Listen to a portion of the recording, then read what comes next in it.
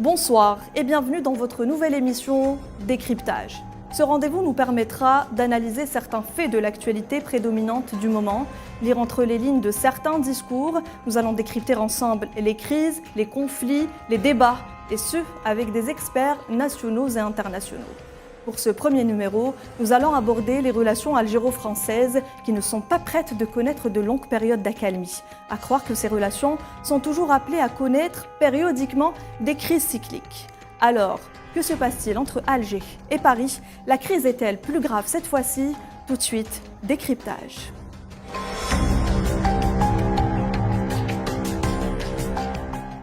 Bienvenue à nouveau à tous à la table de décryptage. Ce soir, Abdelaziz Ziari, ancien président de l'Assemblée populaire nationale. Vous l'avez été de 2007 à 2012. Bonsoir, monsieur Ziari. Bonsoir, madame. Merci d'être avec nous. Avec moi également à la table de décryptage, Mohamed Laïchoubi. Vous avez une présence internationale importante. Monsieur Laïchoubi, vous êtes dans de grands centres de réflexion et de recherche. Je cite World Policy Conference, membre de l'Académie d'Espagne. Et je rappelle que vous avez été également ministre et ambassadeur. Bonsoir, monsieur Laïchoubi. Bonsoir. Bonsoir, monsieur Fouad Soufi. Merci d'être avec nous. Vous êtes archiviste et historien spécialiste reconnu des archives et également avec nous en direct de Paris, Benjamin Stora, historien français. C'est celui qui est devenu au fil de ses ouvrages l'historien de référence de l'Algérie et du Maghreb. Bonsoir, monsieur Stora. Bonsoir. On commence ce débat avec vous, monsieur Laïchoubi, une histoire commune, un passé colonial qui n'a cessé de rattraper la France. Quelles sont, selon vous, donc, les vraies problématiques de cette épineuse relation entre les deux pays? Alors, si vous le permettez, en préliminaire, j'aimerais souligner, parce que le contexte historique est extrêmement important, le contexte international, c'est le 1er novembre. La révolution algérienne a réellement été une révolution de dimension quasiment planétaire. Elle a permis l'effondrement des systèmes coloniaux. Elle a été parmi les grands événements internationaux. Et pour ma part, je le répète assez souvent, on a évoqué les 2 guerres mondiales comme les événements marquants du siècle dernier. Pour moi, j'estime que c'est l'inverse. C'est les guerres anticoloniales. Pourquoi ? Parce que la planète a été façonnée à nouveau. L'ONU, 142 pays qui arrivent, 2/3 de la population mondiale qui se libère, et puis un très lent processus de recomposition sociétale et géostratégique. Pour moi, ça a été un véritable séisme, avec l'effondrement, bien sûr. On a vu de nouvelles théories dans les relations internationales, le mouvement des non-alignés qui naît, un refus de l'ordre bipolaire. Mais c'est vrai que du point de vue historique, cette image a été brouillée par la guerre froide, où les parties prenantes ont été quasiment obligées de se positionner, et la demande en justicialisme, la demande en une nouvelle vision de la relation internationale a été brouillée. L'essentiel, le problème, vous me permettrez de me positionner, les nations vaincues, puisqu'elles ont été vaincues des guerres coloniales, vont se redéployer et associer les vainqueurs, et puis les références conceptuelles qui étaient les leurs pour gérer le monde, l'espace dans lequel ils étaient, donc d'un système colonial avec une économie coloniale, vont se redéployer. Les références conceptuelles, les missions civilisatrices sont devenues la défense du monde libre, et puis après, ça devient la défense de la démocratie. Alors, c'est non plus une occupation territoriale, mais c'est des zones d'influence, d'interland ou de domination. Alors, pourquoi je rappelle ça?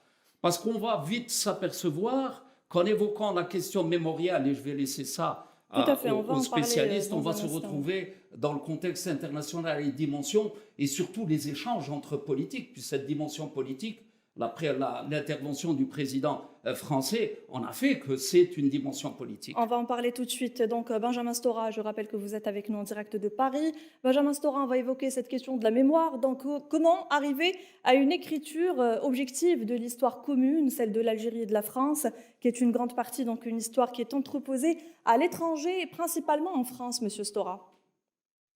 Oui, bonsoir, j'espère que vous m'entendez. On vous entend très bien. Bienvenue. Je vous remercie pour votre invitation. Écriture objective, je ne sais pas, parce que vous savez, les historiens, de toute manière, sont engagés Moi, personnellement, vous le savez aussi, j'ai beaucoup écrit sur l'histoire, mais sur un versant anticolonial et pas sur un versant pro-colonial. Mais quand même, le travail de l'historien, c'est de s'approcher au maximum de la vérité, des faits historiques, bien entendu.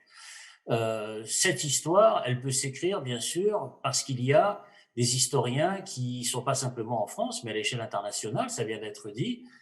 L'histoire de la guerre d'indépendance algérienne a eu un retentissement international, et donc il est bien évident qu'il y a beaucoup d'historiens, notamment américains aujourd'hui, qui travaillent sur cette histoire particulière. Je salue aussi d'ailleurs des historiens algériens comme mon collègue Fouad Soufi, bien sûr, qui travaille depuis de très nombreuses années sur ces questions-là. Donc c'est par la confrontation des discours, des sources, naturellement une critique aussi des différentes sources, des archives que nous avons, que nous pouvons avancer vers, disons, une histoire qui soit pas forcément une histoire commune, parce que dans les nations, il y a des imaginaires différents, il y a des symboles différents, mais au moins de s'approcher à établir des faits. C'est ça qui me paraît tout à fait important. Et ces faits peuvent être établis, bien sûr, à partir des archives de l'État, des États, mais pas seulement. Il y a aussi des entretiens avec les acteurs. Il y a bien sûr les témoignages d'acteurs qui sont extrêmement importants et qui contribuent à la connaissance de la réalité historique. Et il y a aussi bien sûr la presse, il y a ce qu'on appelle les archives privées. Hein, et sur la question des archives, un mot rapidement, puisque je sais que Oui. nous n'avons pas beaucoup de temps. Je signale simplement qu'avec la révolution numérique extraordinaire que nous vivons, il y a énormément d'archives, y compris des États, notamment français, qui sont sur Internet, qui sont mis en circulation sur Internet. Et ça, c'est un bouleversement extrêmement important du travail d'écriture des historiens. C'est-à-dire qu'il n'y a pas, disons, une volonté exclusive de conserver dans le secret des archives, mais de plus en plus, par les batailles citoyennes en particulier, il y a une circulation des informations, des archives, par le biais du numérique, par le biais de la révolution numérique. Ça aussi, c'est un élément dont il faut tenir compte dans l'avenir pour l'écriture de l'histoire. Donc, par conséquent, il y a eu effectivement une appropriation d'archives par la France au lendemain de l'indépendance de 62.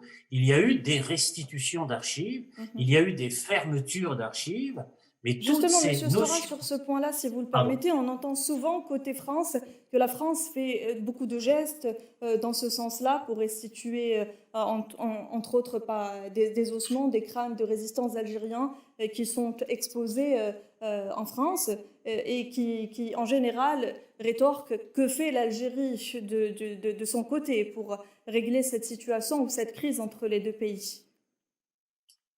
Il y a eu des gestes effectivement qui sont faits, bon, on le sait, bon, il y a eu la restitution des crânes, il y a eu aussi la reconnaissance par la France des meurtres de Maurice Audin ou d'Ali Boumengel, le fait que, vous le savez, le président de la République française s'est recueilli à la mémoire des victimes algériennes du 17 octobre 1961. Bon, ce sont autant de gestes symboliques, disons, qui sont importants, bien sûr, en tant que tels, mais je crois qu'il faut aller plus loin. Moi, c'est ma position, c'est ce que j'ai exprimé d'ailleurs dans le rapport que j'ai fait. Il faut aller loin, beaucoup plus loin, sur la question de la colonisation au sens large. Parce que, bien entendu, la guerre d'indépendance algérienne, c'est la fin d'un processus. Or, le problème, c'est qu'il faut réfléchir aujourd'hui sur le début de ce processus de conquête, de colonisation, qui a été un processus très long, qui a duré presque un demi-siècle. La première guerre d'Algérie, comme on dit, c'est une guerre de conquête qui a été très violente, qui a duré pratiquement jusqu'à la fin du 19e siècle. Or, c'est là qu'il faut continuer à porter, à mon sens, son effort d'écriture de l'histoire. Maintenant, du point de vue algérien, comme vous posez la question, il faut effectivement, et ça je ne peux pas le faire à la place des historiens algériens, des intellectuels bien sûr, mais il faut poursuivre le travail d'exploration, le travail d'investigation historique, en ayant bien sûr recours aux témoignages, aux archives. Il y a les archives aussi, on le sait, en Algérie, bien sûr. Donc c'est un travail aussi, bien sûr, qui doit se mener en Algérie. Mais ce travail que mènent les historiens algériens et les historiens français, ils le mènent depuis très longtemps. Vous savez, il y a beaucoup de colloques, de séminaires. Il y a eu beaucoup de rencontres en commun. Moi-même, j'ai dirigé disons, un grand livre en 2004, notamment avec Mohamed Arbi sur l'histoire de la guerre d'Algérie, qui est paru en France, mais qui a été aussi publié en Algérie, ce travail a été publié en Algérie, où une quarantaine de chercheurs des deux rives ont travaillé ensemble. Donc le travail des historiens, en s'approchant de la vérité, n'est pas un travail, entre guillemets, visant à légitimer un discours nationaliste. C'est un travail pour la vérité des faits, pour la connaissance historique et pour la transmission de cette histoire pour les nouvelles générations. Très bien. Rapidement, Monsieur Abdelaziz Ziari, j'aimerais vous faire réagir sur cette question de la mémoire, sur cette question des archives, de la restitution des ossements, de ces gestes, comme l'appelle la France, que fait la France vis-à-vis de l'Algérie. Oui, bien sûr. Moi, C'est je la ne suis politique pas des petits historien, donc je n'ai pas qualité pour juger de la qualité du travail des historiens en la matière. Je sais que c'est un travail qui n'est pas facile, que la tâche pour M. Stora n'est pas facile. Je sais que c'est un homme extrêmement honnête et c'est un homme qui est effectivement attaché à la vérité. Je crois qu'il peut, lui, contribuer par son accès beaucoup plus facile que nous aux vraies archives de la France qui, elles, sont riches effectivement de témoignages sur ce que fut la colonisation et son apport dans ce domaine me paraît essentiel aussi. Il ne faut pas oublier, parce qu'on ne peut pas réellement créer un parallèle entre ce que fut le colonisateur et ce que fut le colonisé. Je crois qu'il y a quand même, pour des raisons évidentes, donc je souhaite, moi je suis de ceux qui souhaitent, même si je me suis posé la question sur comment pouvait-on écrire cette histoire si elle pouvait être écrite à quatre mains, ce n'est pas simple. Mais évidemment, les faits peuvent être restitués. Les faits, dans toutes leurs dimensions, dans toute leur réalité, peuvent être restitués. Maintenant, ce qui est de l'analyse de ce que fut telle ou telle période, il est évident que chacun des historiens, en fonction de l'endroit où il est, peut avoir effectivement une lecture différente. Donc je crois que de ce côté-là, c'est vrai que j'ai eu l'occasion, quand on m'avait interrogé sur une autre chaîne, en disant, c'est peut-être M. Stora n'a pas compris le sens, c'est de dire, que pouvons-nous faire, nous, du côté algérien, c'est-à-dire réellement, et à mon avis, en tout cas c'est mon sentiment à moi, éclairer réellement l'opinion française. Parce que ce n'est pas l'opinion algérienne qui ignore la guerre d'Algérie. C'est hélas une partie de l'opinion française, la jeunesse d'aujourd'hui, un certain nombre d'eux, qui, eux, effectivement, ont ce besoin d'être éclairés sur la réalité de ce que fut le fait colonial de façon générale et de ce qui fut la colonisation de l'Algérie et la guerre d'Algérie. Voilà. Alors, Monsieur Fouad Soufi, vous êtes historien. Alors, est-ce que nous assistons réellement à l'échec du processus de réconciliation mémorielle du président français Emmanuel Macron? Oui, bon, je ne sais pas si je suis autorisé, de par ma posture, de pouvoir répondre à une question pareille, mais moi j'ai toujours eu confiance en l'avenir. Et je ne pense pas qu'il ne puisse pas y avoir d'autres solutions que la situation que nous vivons actuellement. Au contraire. Mais ce qui m'intéresse par-dessus tout, c'est notre posture à nous. C'est-à-dire à nous, depuis le président jusqu'à l'épicier du coin. C'est-à-dire comment nous, en tant qu'Algériens, nous réagissons. Et ce que les chercheurs, d'une manière générale, et les historiens en particulier de chez nous, demandent, c'est l'ouverture des fonds d'archives.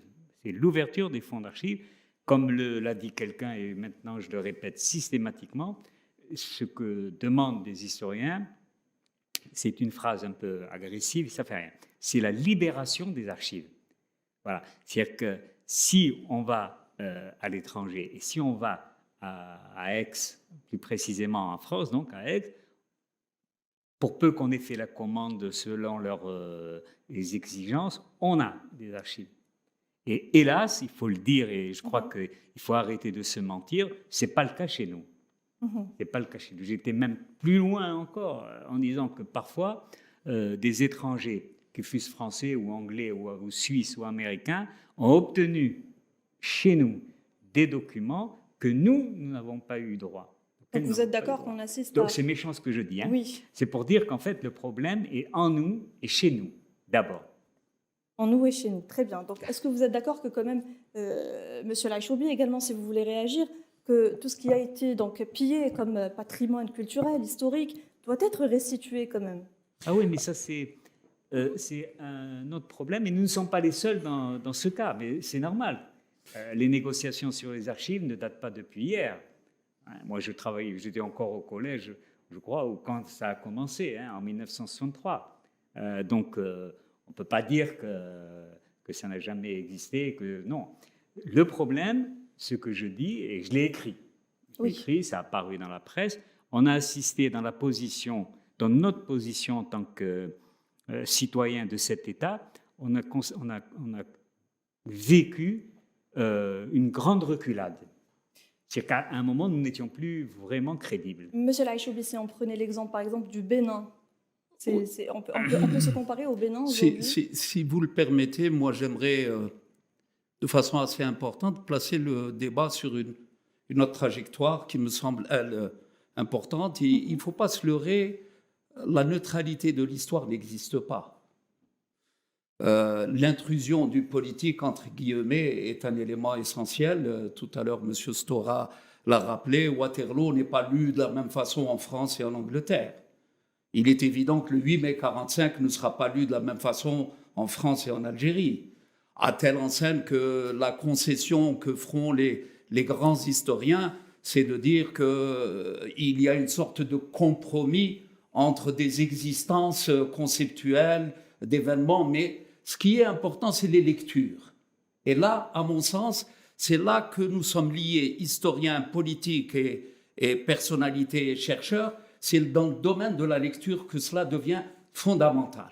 Alors, si un tel événement a une lecture réductrice qui va trahir le comportement actuel de l'individu, son modèle de pensée, ça devient extrêmement intéressant parce qu'on mêle la dimension historique et la dimension politique. Et si vous permettez, je vais céder à l'exercice sur deux aspects. Il est évident que l'intervention du président français est une intervention, une intrusion politique dans un domaine historique, et mieux, il estimait qu'il avait toute légitimité pour le faire. Et il l'a fait de la manière la plus contestable, et pour les Algériens, et pour les analystes les plus neutres. Mais certains ont été plus loin, et on va revenir, si vous le permettez, dans le débat. Ils se sont inquiétés. Parce que la grande préoccupation de l'histoire, c'est est-ce que l'histoire du système colonial, parce que c'est ça, il en est question, ce n'est pas uniquement l'histoire de la relation algéro-française. Est-ce qu'il y a une perpétuation conceptuelle, intellectuelle et de vision jusqu'à présent? Est-ce que la population politique, notamment française, est encore habitée par un système et n'arrive pas à prendre ses distances? Parce que l'élément mémorial, à mon sens, c'est un euphémisme. C'est un mot, c'est un concept qu'on a choisi avec ses tragédies, avec ses fractures, mais la réalité, c'est quoi? C'est qu'un ensemble de populations qui ne sont pas que l'Algérie, qui, en réalité, là, on est rejoint par l'Afrique et par une partie de l'Asie. Est-ce que la continuité coloniale qui est celle de l'hégémonisme va continuer? Est-ce que ces systèmes continuent à utiliser les mêmes concepts, les mêmes facettes, mais sous un autre angle? Et je l'ai dit dans mon intervention préliminaire, la demande du non-alignement, la demande d'une révolution justicielle a été brouillée par la guerre froide. Et du coup, maintenant, il est évident que les grandes recompositions géostratégiques s'appuient sur cet élément. Quel est le monde que nous voulons faire ensemble?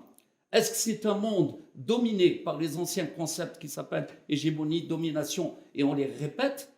Parce que je veux conclure sur cette petite partie, parce qu'il est assez étonnant pour les analystes politiques que les politiques français au plus haut niveau cèdent à cet aspect-là qui revient.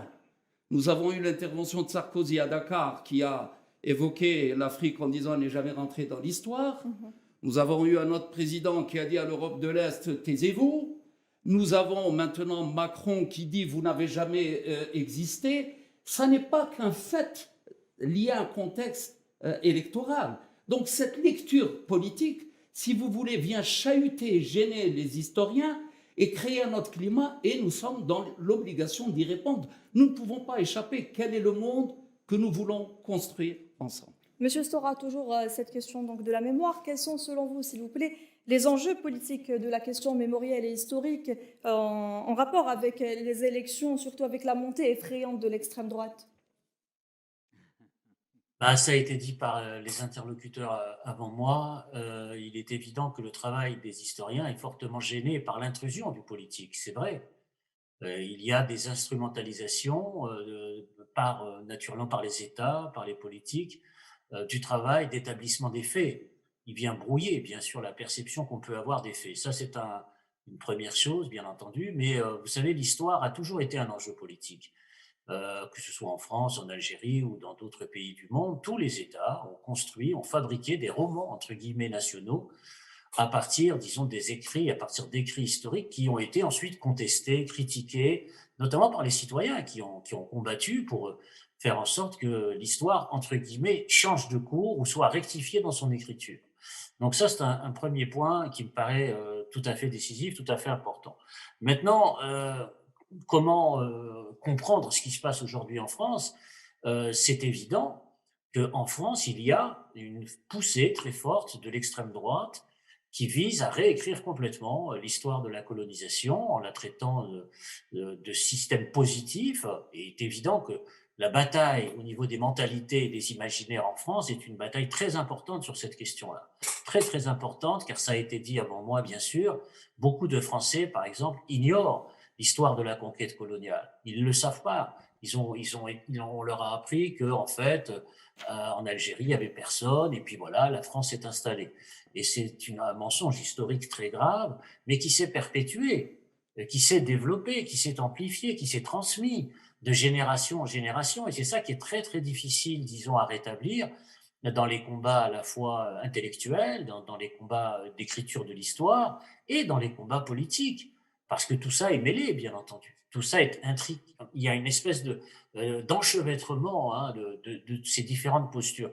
L'extrême droite réécrit l'histoire, bien sûr, pas simplement celle de la colonisation, on le sait, mais aussi de la Seconde Guerre mondiale, puisque maintenant on explique que Pétain est un personnage formidable, etc., etc. C'est-à-dire qu'il y a une sorte de révisionnisme historique qui s'est emparé, bien sûr, d'un certain nombre, disons, de cercles politiques en France, c'est très grave, bien sûr, et qui va, bien sûr, jusqu'à l'histoire de la colonisation. Mais on peut s'en tirer que si on remonte à l'origine de la colonisation. C'est-à-dire que sinon pas, on arrive à la fin, c'est-à-dire la décolonisation, les massacres, les tragédies, les fractures, les blessures mémorielles, qui sont très importantes, bien entendu. Mais si on va au fond de la question, et ça prend du temps.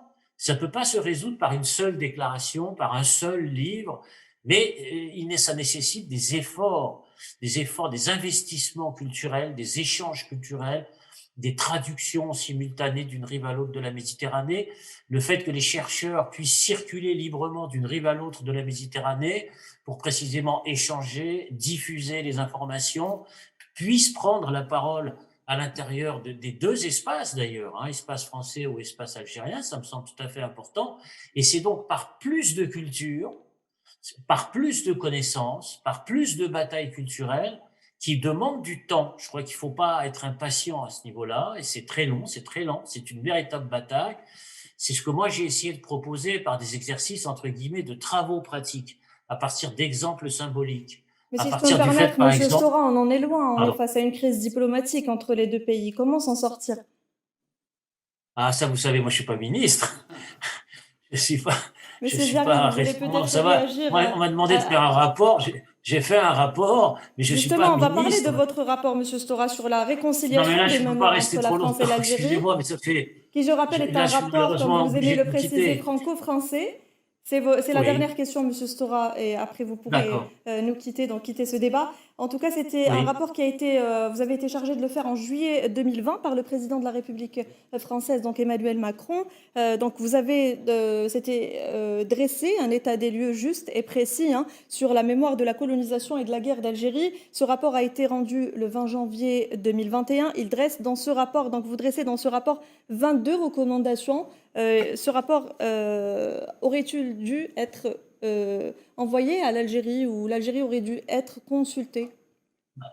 l'Algérie a reçu officiellement le rapport. De toute façon, vous savez, je disais tout à l'heure, tout le monde a lu ce rapport. Il est sur Internet, il a même été traduit en arabe. Donc, il est accessible. Hein, mais, disons, vous avez raison de souligner que c'était un rapport franco-français. Enfin, je veux dire, dans ses préconisations.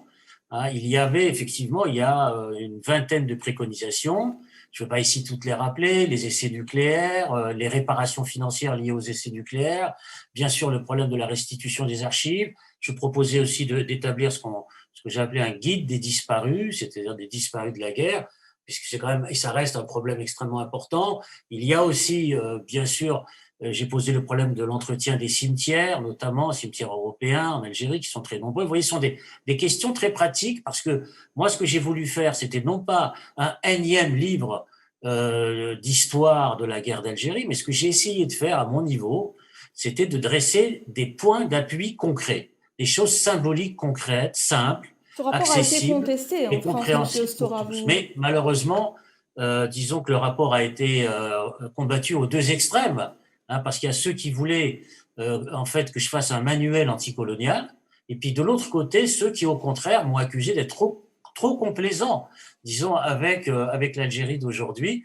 Donc j'ai été pris un peu en Vous n'avez pas réussi à tenaille, faire un juste en étau milieu, c'est sur cela? ces deux positions.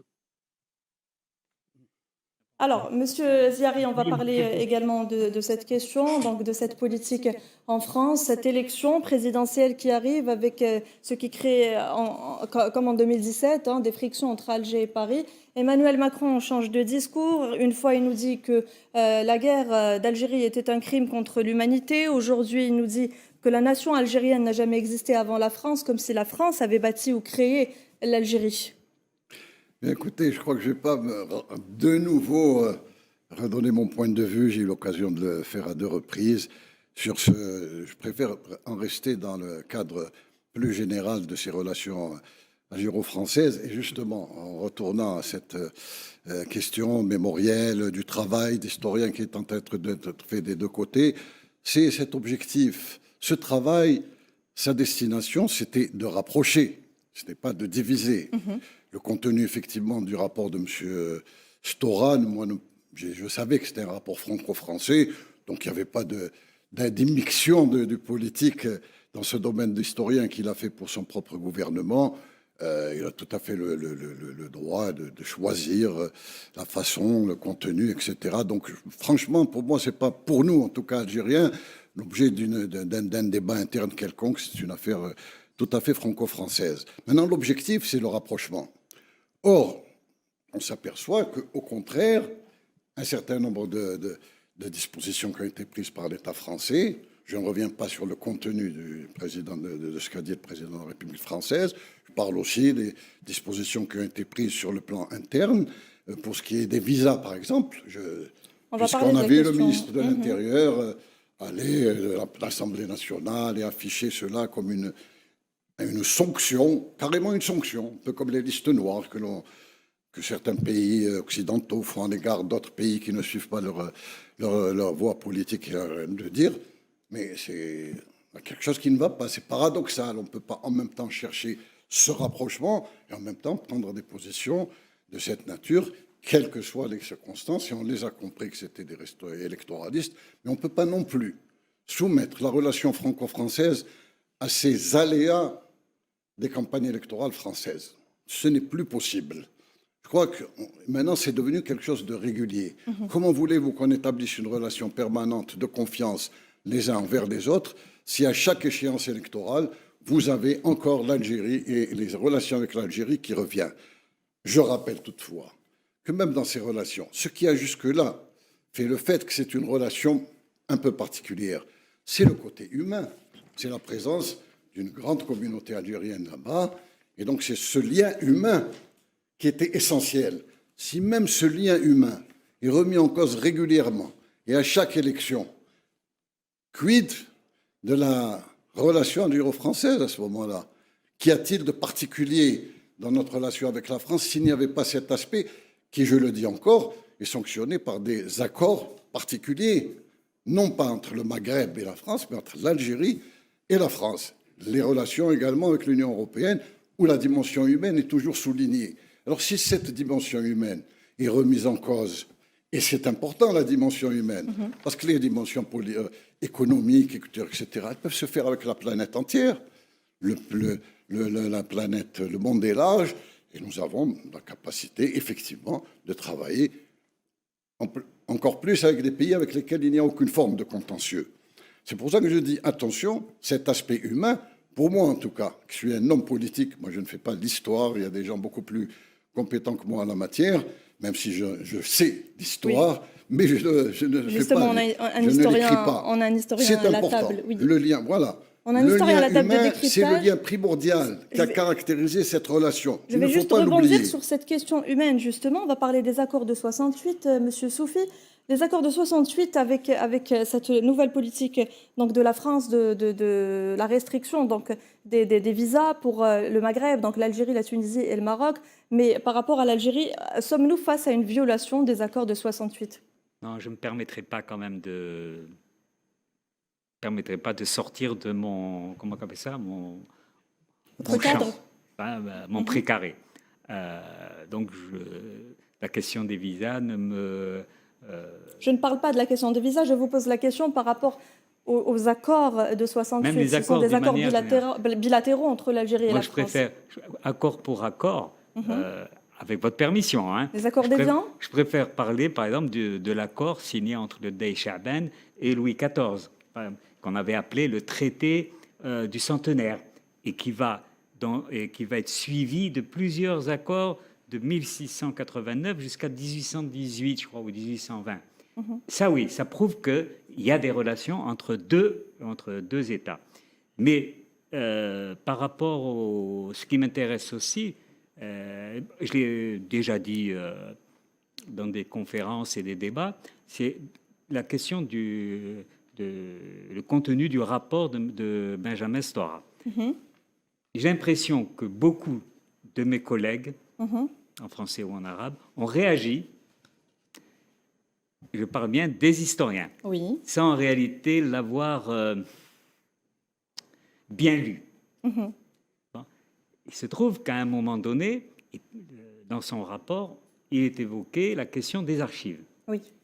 Et un détail qui n'a fait bouger personne, c'est l'existence encore en France, aux archives de France, de documents de la période ottomane, c'est-à-dire avant 1830. Or, il se trouve qu'en 1995, l'ancien directeur général des archives d'Algérie, je vais donner son nom, bon, j'espère qu'il ne va pas se fâcher, Abdelkrim Bejaja, dans une réunion à Washington, il a appris de la part de son collègue français qu'il restait encore des archives de la période ottomane, alors qu'on nous avait dit systématiquement qu'il ne restait plus rien. Bien, voilà que dans le rapport de Benjamin Stora, donc 20 ans après, à peu près, il ressort, comme en 1995, comme aujourd'hui, silence radio. Silence radio, c'est-à-dire qu'il n'y a pas eu de réaction. Il n'y a pas eu de réaction de la part de qui ? La réaction du président français, elle est bien, elle n'est pas bien, c'est pas mon... C'est au-dessus de mes qualités et de mes compétences. Mais pas de réaction chez nous. Là, je me dis, il y a un problème. Pourquoi ? Et pourquoi ?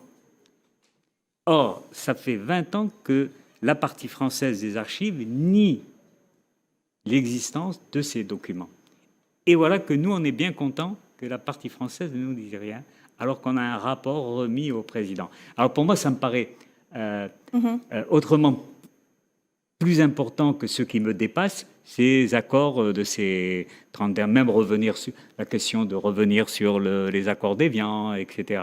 Mais moi, je voulais montrer dans ce débat, avec votre permission encore, que ces relations entre ce qui se construit de l'autre côté de la Méditerranée, qu'on appelle la France, et ce qui se construit chez nous petit à petit, et qui va devenir l'Algérie, remonte au moins au XIIIe siècle, avec des accords économiques et même politiques, et prennent forme d'une manière plus fondamentale au XVIIe siècle, à tel point que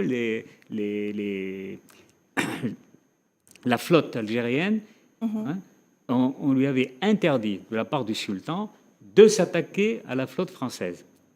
Et elle pouvait faire escale en France. Et des ambassadeurs étaient envoyés en France.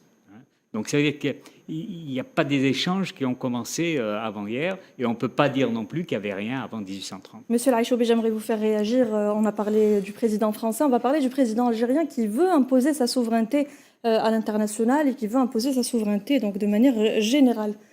Alors, j'aimerais revenir à la question de fond qui est derrière tout cela, à mon sens. Il est vrai que l'histoire a des dimensions extrêmement importantes, la méthode d'investigation, les mesures, et là les historiens en parleront nettement mieux que moi. Par contre, ce qui peut nous intéresser, les historiens et nous-mêmes, donc les politiques, c'est une question que l'on évite assez souvent. C'est l'histoire de la pensée politique. Parce que c'est celle-là qui pèse et sur les historiens, leur environnement, et qui pèse sur les relations, parce que nous abordons cette question-là. Alors, je voudrais, à mon sens, il y a une partie du débat qui concerne le milieu intellectuel décideur et français, et puis il n'est pas nouveau.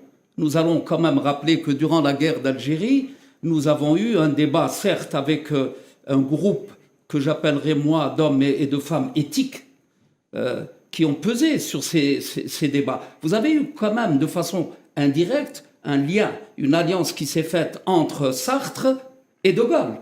C'est-à-dire que Sartre a préparé l'opinion des intellectuels sur ce que doit être la France, qui était anciennement coloniale, et qui ne peut plus continuer avec ce système de pensée, et De Gaulle en gérant la rupture politique. C'est ce débat qui peut nous intéresser, parce que, à mon sens, nous y sommes encore. Sur la restitution, on va voir ce qui bloque la restitution des archives, ce qui bloque le fait... Moi, je vous avouerai, je ne veux pas choquer, mais je suis choqué de ce qu'une grande nation civilisatrice, et c'est considéré comme une dimension civilisationnelle assez importante, parle d'échange de crânes, mais c'est complètement ahurissant. J'aurais de la difficulté à expliquer à mes enfants que le crâne humain peut être bloqué dans une case, dans un édifice, et qu'après la restitution va se faire à grandes envolées lyriques sur les... Il me semble qu'il y a cet aspect choquant, mais au-delà de cet aspect choquant, il me semble qu'il faudrait qu'on revienne. Montesquieu avant lui, Condorcet, Voltaire, Paul Louis, André Gide, Albert Memmi, Henri Allègre sont français. Ils n'ont pas accepté une certaine idée. Or là, moi, ce qui me dérange, si vous le permettez, c'est la structure de la pensée qui persiste. Quand à l'époque, vous aviez Jules Ferry, qui n'est pas n'importe qui, relisez ses déclarations, je ne vais pas vous les réasséner. L'immense poète qu'est Victor Hugo, relisez. Tocqueville, qui a influencé la structure institutionnelle française, et j'en passe, Gustave Le Bon, qui dit l'humanité est entrée dans un âge de fer où tout ce qui est faible doit fatalement périr. Et que je réécoute Finkielkraut, je prononce très mal son nom, il m'en voudra de toutes les façons, et c'est cette perpétuation conceptuelle, alors qui menace, à mon sens, la France et son rôle. Elle a une prétention à l'universel. Et donc, elle est censée venir avec de nouveaux concepts, convaincre les gens, se donner cette dimension. Or, il me semble que ce soit l'intrusion politique ou la prise de position intellectuelle éthique, les représentants, si vous me permettez un élément trivial, ils se tirent une balle dans les pieds. Parce que ce débat était en 60 avec De Gaulle, comment prendre ses distances sur un système avilissant. Tout le monde est d'accord. Mais il est encore perpétué. Première tentative de la loi sur le côté positif de la colonisation. Deuxième tentative, les dérapages des différents présidents et non des moindres. Et puis surtout, préoccupation majeure, je parle pour les Français, je les regarde de l'extérieur.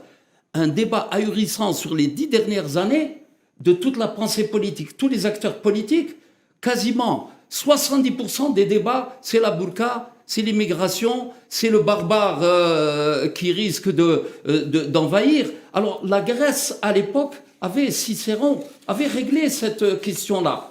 Alors que cet espace, qui pourrait être notre partenaire, qui est encore embourbé dans ce type de situation, est conceptuel. Parce que le conceptuel influence les choix, les grands partenariats économiques. n'ont jamais pu se dérouler à cause de ce mode de pensée. Et donc nous allons buter, qu'il s'agisse du travail des historiens, qu'il s'agisse du travail des acteurs concernés par un partenariat, qu'il s'agisse de tout ce monde, nous butons sur ce nœud gordien. Est-ce que les anciens systèmes de domination et d'hégémonisme peuvent se perpétuer, se masquer, ou est-ce que nous allons tous assurer une rupture et aller cas un, cas A, avec des partenariats en fonction de nos difficultés, de nos faiblesses? Tant que nous n'avons pas abordé avec franchise cette question essentielle, nous n'avons rien réglé. Monsieur Stora, vous êtes toujours avec nous. Vous voulez peut-être réagir aux propos de Monsieur Sofi ou Monsieur Laïchoubi ou encore Monsieur Ziari? Oui. Oui, non, mais une dernière réaction. Vous savez, c'est un débat qui est très ancien. Je pense en particulier au grand livre de Mostefa Al-Ashraf en 1965 sur décoloniser l'histoire. Donc, vous voyez, c'est pas un débat qui date d'aujourd'hui. C'est une bataille très longue. C'est une bataille ancienne. C'est une bataille qui n'est pas simple, qui se mène en France, bien sûr. Ça me paraît évident, mais qui se mène aussi en Algérie. Parce que la bataille pour la décolonisation de l'histoire, elle se mène aussi de l'autre côté de la Méditerranée. Il y a eu effectivement des batailles pour l'ouverture des archives. Cette bataille, elle existe. Il y a un certain nombre aussi d'intellectuels algériens qui se battent pour élargir l'histoire, pour faire en sorte qu'on la connaisse davantage. Donc, c'est par conséquent un travail de longue haleine. Mais il ne faut pas lâcher prise parce que sur ce travail de connaissance précise de l'histoire et donc du système colonial, bien sûr, et de son fonctionnement, de la brutalisation des sociétés, mais aussi des histoires de monde du contact, ça a été dit, hein, c'est-à-dire ces intellectuels français qui se sont opposés, bien sûr, non seulement à la guerre d'Algérie, mais aussi au système colonial lui-même, André Breton, etc. On ne va pas tous les citer. Simone de Beauvoir, Gisèle Halimi, parce qu'il faut citer les femmes aussi dans cette bataille qui existe et qui est très importante. C'est une bataille de longue haleine. Je persiste, je signe sur cette question-là. C'est pas une bataille qui peut se régler simplement à coup de discours immédiat. Il faut prendre date, il faut avancer pas à pas. Il y a effectivement des restitutions d'archives qu'il faut avoir, il y a des colloques qu'il faut organiser, il y a des rencontres. Il faut continuer à tenir le fil, disons, du travail en commun sur la question historique. Il faut pas lâcher ce fil. Parce qu'à ce moment-là, si le fil est lâché, bien sûr, ce seront les enfermements nationalistes de part et d'autre, et on n'avancera pas vers la vérité de l'histoire, et donc un rapprochement inévitable et qui est nécessaire. Voilà ce que je voulais vous dire simplement, et puis je voulais vous remercier pour votre incitation, bien sûr. Merci beaucoup. Bonne journée. Merci d'être resté avec nous et merci d'avoir répondu à nos questions. Merci pour toutes ces précisions et j'espère qu'on vous recevra pour d'autres débats.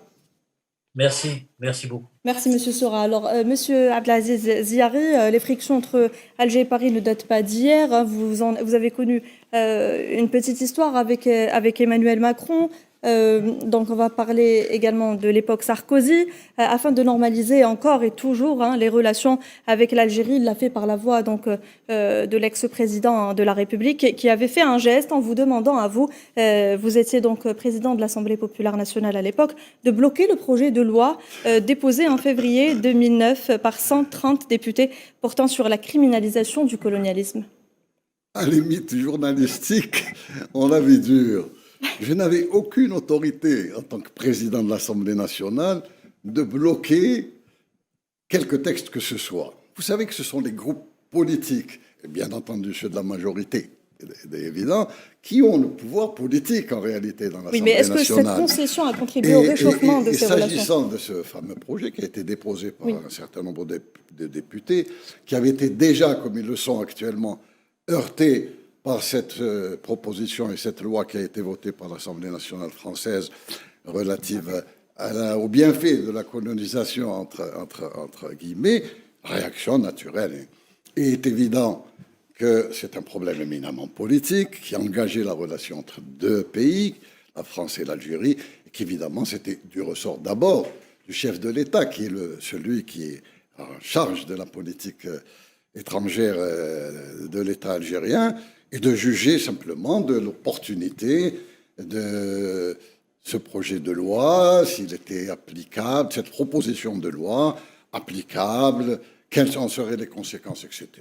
Il avait été politiquement jugé, non pas par moi-même, qui n'était qu'un élément de cette majorité politique, que ce n'était pas le moment et que effectivement, il faut en tenir compte et que sur le plan de l'impact sur l'opinion de notre partenaire français était importante, c'est de dire attention à ce que vous faites, parce qu'en Algérie aussi, il y a une opinion publique, il y a des représentants de cette opinion publique, et qu'eux aussi ont toutes les capacités de réagir.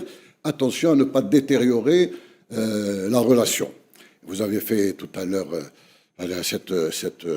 cet accord de 68. Vous savez que j'ai eu l'honneur de le reconduire avec M. Vaillant. J'étais en France pour cela.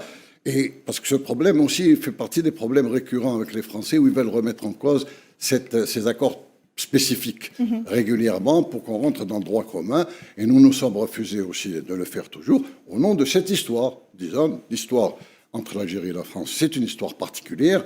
Vous ne pouvez pas faire comme si nous n'étions qu'une colonie comme les autres. Nous, il y a un problème beaucoup plus sérieux entre nous. Et c'est pour ça que je dis, si cette dimension humaine de la relation est aujourd'hui remise en cause de façon récurrente et à chaque campagne électorale, quid de cette relation? À quoi sert de cette relation? Comment peut-on parler d'une relation privilégiée à ce moment-là? Et c'est pour ça qu'à mon avis, il faut quand même assainir une bonne fois pour toutes ce type de relation. Monsieur Al-Aïchoubi, on peut dire également que la France n'a jamais été un partenaire fiable. On va parler de la politique marocaine. Le chef d'État français ne s'est jamais montré aussi pro-marocain finalement. Oui, alors vous avez raison. Tout à l'heure, et je vais y revenir, dans mon intervention, il pouvait apparaître à un moment que la question était théorique. La question de fond, est-ce que la pensée politique française actuelle est toujours de nature hégémonique et est-ce qu'elle perçoit le monde sous cet angle-là? Et vis-à-vis de l'histoire, est-ce qu'elle prend ses distances et est-ce qu'elle assure une rupture, on allait dire, conceptuelle du point de vue des historiens? Donc cela pouvait apparaître comme une question théorique. Mais pas du tout. Alors, je vais vous citer très rapidement le président français, Chirac. Que dit-il? Il vous dit, on oublie seulement une chose à propos de l'Afrique, que c'est en grande partie de l'argent qui est dans notre porte-monnaie, vient précisément de l'exploitation depuis des siècles de l'Afrique, pas uniquement, mais beaucoup vient de l'exploitation de l'Afrique. Alors, il faut avoir un peu de bon sens de justice et rendre aux Africains, je dirais, ce qu'on leur a pris, etc. Et puis, il dit encore, au nom de la religion, on a détruit leur culture et maintenant, comme il faut faire les choses avec plus d'élégance, on leur pique leur cerveau grâce aux bourses, puis on constate que la malheureuse Afrique n'est pas dans un état brillant, qu'elle ne génère pas d'élite. Après s'être enrichie à ses dépens, on lui donne des leçons. Alors, et vous ouvrez les grands dossiers d'actualité, les politologues, les élites africaines vous disent le scandale du franc CFA, les fameux 400 milliards, le système qu'il faut revoir. Vous prenez les grands débats sur le partenariat et vous atterrissez sur les relations, vous l'avez dit, une diplomatie apparemment conflictuelle, ce que pensent les analystes, une diplomatie de confrontation, puisque ces problèmes avec le Mali, la Tunisie, l'Italie, la Hongrie, la Pologne, le Brésil, la Chine, le Pakistan, le Liban, Turquie, c'est donc que ça n'est pas un choix comme cela. Et puis, l'approche telle que les politologues l'analysent, ils vous disent, ils font un choix, on va vers l'Afrique. C'est ce que les deux partenaires ont dit, on va aller vers l'Afrique pour faire un partenariat économique. Certains ont dit, on restitue, il y a une vassalité, il y a une relation hiérarchisée, c'est-à-dire on est toujours dans l'ancien système, où d'ailleurs, quand vous voyez la configuration du capital dans le pays que vous venez de citer, quand vous voyez la même configuration du capital, c'est-à-dire majoritaire en Côte d'Ivoire, au Sénégal, au Mali, etc., et paradoxe, pour démontrer que le fait est d'une actualité brûlante, quand vous voyez Bolloré, détenteur de l'intégralité d'un des plus grands monopoles médias, et qui, les analystes français le disent, ça n'est pas moi, qui vous disent, il sort de son chapeau, l'acteur polémiste que vous connaissez, il le met en évidence. Donc, vous avez des gestionnaires d'une certaine pensée du monde, un monde hiérarchisé du point de vue racial, un monde hiérarchisé du point de vue politique, et donc on réaborde l'Afrique. Alors, c'est terrible, les politiques sérieux se souviennent d'une chose. Sur quasiment 67 coups d'État qui ont été, La majorité l'ont été dans d'anciennes colonies françaises. Et 61% l'ont été donc du fait notamment d'officiers ou d'anciens légionnaires français. Alors beaucoup s'interrogent sur la vision qu'ont ces grands partenaires. Est-ce qu'ils sont toujours immergés dans l'histoire et veulent restituer, je vais être dur, mais à mon sens il faut peut-être de temps en temps l'être. Est-ce qu'on veut restituer l'ancienne Afrique occidentale française avec une nouvelle vision? Ou est-ce qu'on a une vision géopolitique majeure en voyant les grands espaces qu'est l'espace asiatique, les grands enjeux?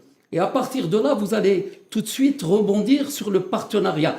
L'Algérie, dont on a évoqué en disant une politico-militaire, a construit un discours d'une modernité sur ces longues années du non-alignement. Et j'étais étonné de voir certains politiques français, y compris des militaires, des stratèges, à propos de l'affaire des sous-marins, de dire qu'il faudrait qu'on soit au non-alignement, c'est-à-dire que l'Europe qui émerge. Et c'est pourquoi je voudrais que l'on sache que la relation mémorielle est bien sûr, c'est des éléments de tragédie terribles. Au-delà de les assumer, il faudrait qu'on prenne les distances. Une relation de confiance, de partenariat et une lecture du monde exige qu'il y ait des ruptures, parce qu'on le voit dans l'actualité tous les jours. Si je peux résumer votre début d'intervention, est-ce qu'on assiste clairement à une situation d'isolement diplomatique de la France ? Écoutez, vous savez, la France, chez les grands analystes, les grands stratèges, et beaucoup considèrent que c'est une puissance érodée, où sa cohérence est menacée à l'intérieur et à l'extérieur. Vous allez dire, oui, bien sûr, c'est un Algérien qui parle, c'est un analyste. Mais du moins, ma présence à l'échelon des plus grands espaces de think tank me permet de me mettre à l'abri. Parce que, regardez, évincé du Moyen-Orient, Syrie, Irak, il faut savoir que les grands patronats, notamment BRICS, a construit une grosse partie de son amplitude économique en Irak, notamment. Difficultés au Moyen-Orient, Libye, des erreurs stratégiques majeures, un contexte extrêmement hostile. Les populations de l'Afrique subsaharienne, ça ne s'était jamais vu, manifestent ouvertement et contre la France, en difficulté en Afrique centrale, avec la compétition que la Chine et que la Russie réouvrent, étaient en difficulté au Rwanda, au Mali, au Burkina Faso, menacés, semble-t-il, par y compris les partenaires, les propres alliés, puisque un problème stratégique, on a parlé des sous-marins, mais pas uniquement, du rôle des uns et des autres. L'espace occidental, sa relation avec le Sahel, est une relation très ambiguë, très, très équivoque. Et puis la capacité financière de ce qu'était cette grande puissance, parce que pour être une grande puissance militaire et économique, il faut avoir, une capacité économique et d'innovation, et deux, une capacité financière. Un endettement majeur, et puis une innovation en panne. Alors vous allez me dire, oui, mais les stratèges français ont conscience que l'Afrique demain, c'est 2,5 milliards, c'est le moteur de la future croissance planétaire, et donc ils vont choisir des partenaires qui ont déjà une vision progressiste et qui vont leur assurer une rupture avec les anciennes erreurs majeures. Et c'est là qu'est le débat fondamental. Il n'est pas uniquement, avec tout le respect que j'ai, sur les grandes questions techniques ou mémorielles. Qui êtes-vous? Quelle est votre identité? Comment voyez-vous le partenariat? Et ça, c'est des questions que l'espace intellectuel et politique français doit se poser. Nous aussi, d'ailleurs. Nous aussi. Alors, Monsieur Ziari, je vais vous faire réagir par rapport à l'économie cette fois-ci. La France donc est un des principaux partenaires commerciaux de l'Algérie. Les secteurs les plus importants sont l'agroalimentaire, le BTP, la banque, finance, industrie, pharmaceutique, également l'énergie, l'automobile et la gestion de la ville également. Est-ce que vous pensez qu'aujourd'hui, au vu de cette crise diplomatique entre les deux pays, l'économie peut être touchée ? Évidemment, comme toutes les crises politiques, elles peuvent avoir leur impact sur le plan économique. C'est pour ça qu'il est important que aussi le partenaire éclaircisse mieux sa position, comme j'étais en train de le dire. Cherchez-vous réellement une amélioration des relations? Et pour cela, il y a de votre côté des pas et des grands pas à faire, y compris celui qui aujourd'hui fait que sous la pression de l'extrême droite, Nous avons une population, je ne parle pas de la population d'origine émigrée qui est déjà française, mais aussi une population qui ne l'est pas et qui en tout cas a des liens familiaux de part et d'autre de la Méditerranée, qu'on ne peut pas continuer à faire de notre communauté le bouc émissaire qu'a trouvé l'extrême droite française aujourd'hui. Moi, je ne rentre pas dans la politique française, c'est leur affaire, ils ont suffisamment de spécialistes en la matière. Ce qui m'intéresse dans la France, c'est ma relation avec la France dans les différents domaines et l'intérêt que cela peut avoir pour mon pays. La politique occidentale, c'est pas aujourd'hui qu'on va en refaire, on sait parfaitement dans quelle situation on est, les intérêts des uns et des autres. Ce qui m'intéresse, c'est les intérêts de l'Algérie et quels sont les intérêts de l'Algérie dans ses relations avec la France. Et qu'il n'y a pas a priori d'être contre, loin de là, mais à condition qu'effectivement les choses s'assainissent et s'éclaircissent. Je trouve que ça fait suffisamment longtemps qu'effectivement, de façon récurrente, alors du côté... et là, je parle de choses pratiques, parce qu'il ne s'agit pas de des grandes idées entre nous, nous sommes des amis, nous sommes des... Non, l'amitié ou la bonne relation, ou le privilège, c'est des choses qui se concrétisent sur le terrain. Et j'ai dit, il n'y a pas que l'économie, il y a les hommes. La circulation des capitaux, c'est bien, la circulation des biens, c'est bien, mais il y a aussi les hommes, c'est les femmes, et il est tout à fait naturel qu'effectivement, nous soyons sensibles à ce problème-là, y compris dans toutes ces campagnes forcenées ça ne donne pas une image d'amélioration des relations, de capacité d'améliorer ces relations.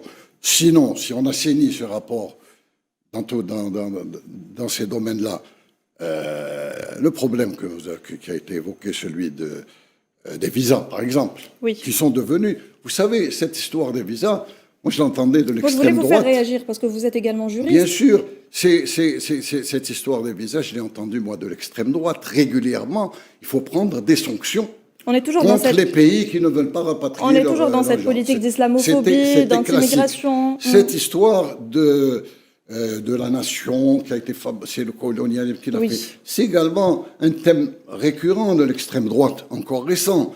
Évidemment, ça nous heurte de voir que c'est repris au niveau le plus haut de l'État français. Tout à fait. Il ne faut pas non plus, effectivement, que la panique électorale puisse retentir sur la qualité des relations qu'il peut y avoir avec tel pays ou tel pays, d'ailleurs. Ce qui concerne ça, j'ai eu l'occasion moi-même, concrètement, d'en discuter avec M. Vaillant il y a maintenant bientôt 20 ans. C'est vrai que la situation n'est plus la même. C'est vrai qu'aujourd'hui, il y a ce problème des clandestins et des haragas, comme on dit, etc., qui est un phénomène. Mais vous remarquerez en même temps que quand leur ministre de l'Intérieur nous pointe du doigt, parce que c'est ça, le ministre de l'Intérieur, en parlant des 3 pays du Maghreb, il évite de donner des précisions. Ces personnes, le président Tebboune a bien réagi en disant « Nous, on a reçu telle liste, on a reçu tel nombre. » Alors les 7000, quid en est-il? Et ils ne disent pas du tout si ce sont des gens qui ont eu des visas et qui sont restés là-bas, ou si ce sont des clandestins, ou si ce sont des binationaux. Comment voulez-vous qu'on récupère, nous, des binationaux qui sont en fait des citoyens français parce qu'ils sont mêlés au terrorisme ou ils ont été en Syrie, etc. On les envoie en Algérie. Tout d'un coup, ils sont plus français. Maintenant, s'agissant du reste, il y a un problème sérieux. Ça, c'est pas des choses théoriques. D'identification, vous savez que les clandestins, ils jettent tous leurs papiers et qu'il faut une véritable enquête policière. Je parle de faits dont j'ai eu connaissance de près pour savoir si réellement il est algérien ou s'il est kurde ou s'il est azerbaïdjanais ou s'il est marocain ou s'il est tunisien. Alors, j'aimerais faire un dernier tour de table. On en arrive à la fin de cette émission qui était passionnante. Merci pour vos interventions. Monsieur Fouad Soufi, vous voulez intervenir pour un dernier mot. Comment faire pour sortir de cette crise? Est-ce que la crise aujourd'hui est plus importante sur le plan historique? Ouais, c'est-à-dire que sur le plan historique, je ne pense pas. Sur le plan concret, c'est-à-dire d'aujourd'hui, ça vient d'être dit. Oui, les Français ont un problème. Seulement, moi, je suis devenu têtu sur ça, mais nous aussi, nous avons des problèmes. Et peut-être faudrait-il s'intéresser à nos problèmes. Maintenant, ce que vient de dire M. Laïchoubi, il a parfaitement raison. Parce que tout ce qui se passe dans ce monde et dans cette partie du monde rejaillit sur nous, rejaillit sur l'Algérie, pour 2 raisons. parce qu'il y a ceux qui n'ont jamais accepté que l'Algérie soit indépendante, ni eux, ni leurs descendants, ni ceux qui prétendent parler en leur nom. Hein. Et il y a ceux, même chez nous, qui ont besoin de ce conflit pour se placer. Le problème chez nous aussi, si vous voulez, celui que je ressens, c'est qu'en fait, cette crise sert beaucoup de gens chez nous. Hein? À la fin, je me dis, mais enfin, qu'est-ce qu'ils cherchent la guerre ils veulent la guerre. Le problème n'est pas là.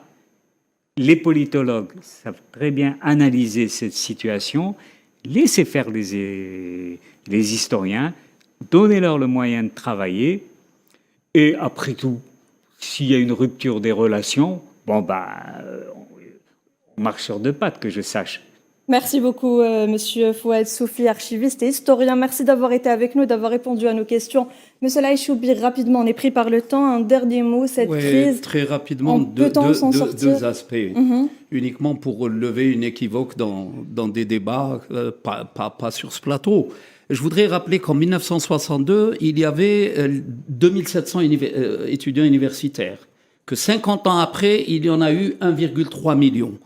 Que le nombre de diplômés était de 93, que 50 ans après, il y en a eu 1 900 000, que les établissements universitaires, tout le monde le sait à l'époque, il y en avait un, je dis 50 ans, je ne dis pas maintenant, il y en a eu 90, que les établissements scolaires étaient 2600, puis après, il y en a eu 24 000, que les élèves scolarisés étaient de 828 000 et qu'il y en a eu 8 millions. Ça, c'est le premier aspect pour lever les équivoques sur les capacités des pays à progresser, à avancer sur leurs grandes questions, leurs grands débats.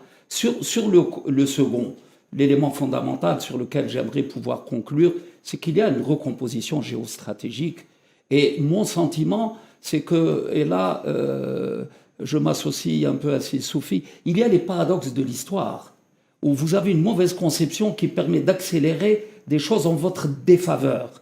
Cela veut dire que maintenant, la capacité qu'ont les Français de se projeter vers l'avenir est totalement entravée par une pensée qui est retardée. Et la preuve, regardez, comme je l'ai dit tout à l'heure, et le débat actuel qui pèse énormément sur les présidentielles, mais pas uniquement. Et puis, l'intégralité de la pensée politique, elle est à plus de 65% autour de ces questions-là. Cela veut dire lire le monde qui vient devient extrêmement difficile pour et les politiques français et les élites et les managers.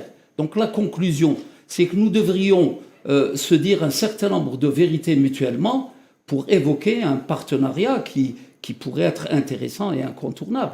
Sinon, la planète est ronde. Merci beaucoup, Monsieur Mohamed Laïchoubi, ancien ministre et diplomate. Vous êtes analyste et conférencier international. Merci pour tous ces chiffres et ces statistiques. Monsieur Ziarich, alors, la crise entre Alger et Paris, est-ce qu'on peut espérer sortir de cette zone de turbulence ? Je crois que si des gestes positifs réels sont faits, on peut effectivement sortir d'une crise. Toutes les crises, vous savez, même les guerres se terminent, alors les crises, n'en parlons pas. Mais je crois qu'effectivement, c'est une occasion, justement. J'ai dit, il faut profiter de cette crise pour effectivement assainir réellement les relations et partir réellement sur une espèce de nouvelle, puisque aujourd'hui on parle d'une Algérie nouvelle. Peut-être que dans ce domaine-là, il y a effectivement aujourd'hui des frontières définitives à tourner. Ou bien c'est une relation qui se normalise. Et moi, je suis pour une relation normale. Moi, je ne crois pas aux relations d'amitié, aux relations de ceci, cela. Je ne crois qu'aux relations d'intérêt et de vrais intérêts.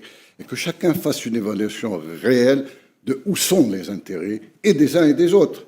Des Algériens, bien entendu, puisque c'est mon pays, c'est ce qui m'intéresse, et celui des Français dans leur relation avec nous. Et je dis, il y a aussi un élément, celui qui est ce cordon ombilical qui est resté. Parce que vous savez, la relation historique entre un colonisé et un colonisateur, c'est pas une relation d'amour et d'amitié, hein, c'est une relation de sang et de... Mais la présence de cette communauté là, a fait qu'effectivement, les uns et les autres, des deux côtés, nous avons essayé de dépasser ce problème. Mais si régulièrement ceci est remis en cause, il est évident que ce sera difficile à ce moment-là. Mais je crois que je reste un optimiste, moi. Merci beaucoup, Abdelaziz Aziari, ancien président de l'Assemblée populaire nationale et ancien ministre délégué chargé de la coopération régionale et de la communauté nationale à l'étranger.